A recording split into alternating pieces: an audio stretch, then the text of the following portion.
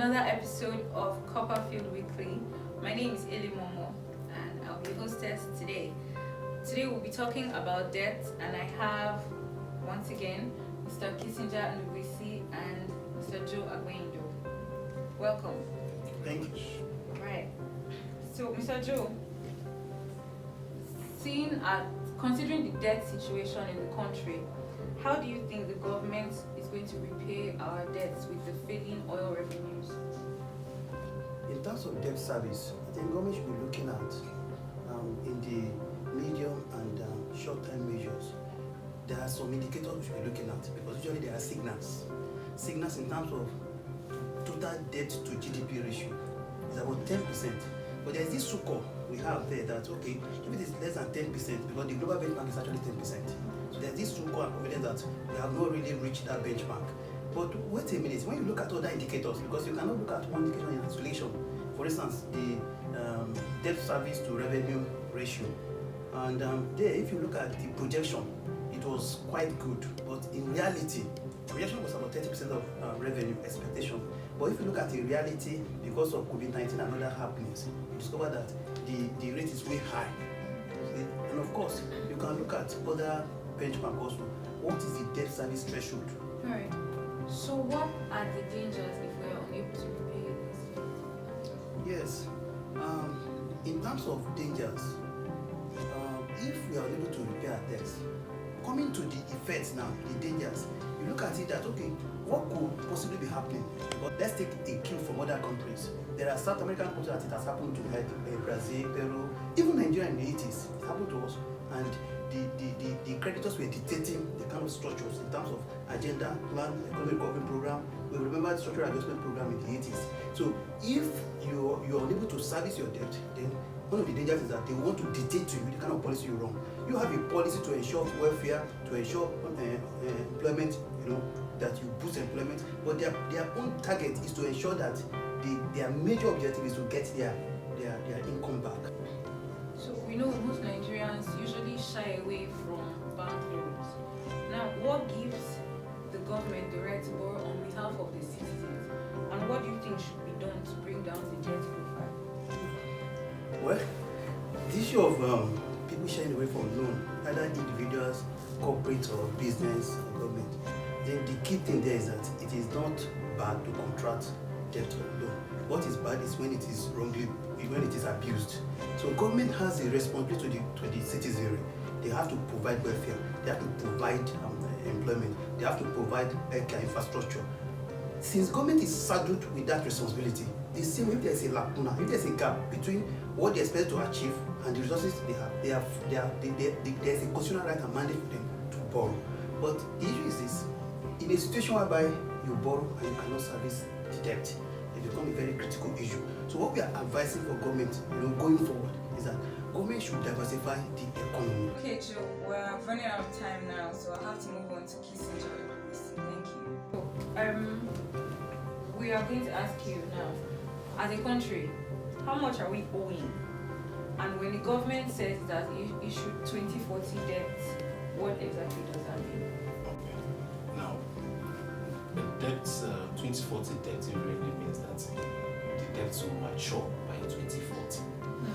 So if this is 2020 and the government releases maybe a corporate bond, a bond, and says it's maturing in 2040, that means it's a 20-year bond and will mature in 2040. That means that the principal of the debt that is being raised today will be paid by the government of 2040. Who knows, you may be the president then. That's what you will be paying, you pay for then. Let's talk about the present government debts. Presently, according to the Debt Management Office, as at December 2019, the government had total debts, both external and domestic, of about 27 trillion naira. Now, going to 33 trillion now because of the proposed debts, because of the proposed monies they want to borrow from the foreign institutions. So that's where the debt of the government is. Now, the size of the debt should be looked at with the same context of what is the earnings of the country, what is the capacity of the country to borrow that much money. Now, prior to COVID period, it has a debt to earnings ratio of about 30%, which is fair. It's unfortunate, but the reality is that the government's debt to earnings ratio is over 90% now. Okay. So this brings up the question of pensions. We know the government is not an efficient investor of capital, but most pension fund administrators invest a huge portion of monthly collection in government debt. Is this risky? Well, let's give it a bit of context first. About 55% of the pension for administration's funds is in government debt. But the challenge of risk for funds like that is, what is the default rate? What is the risk of default? Government, being a continuum, is expected to always pay its debt obligations as and when due.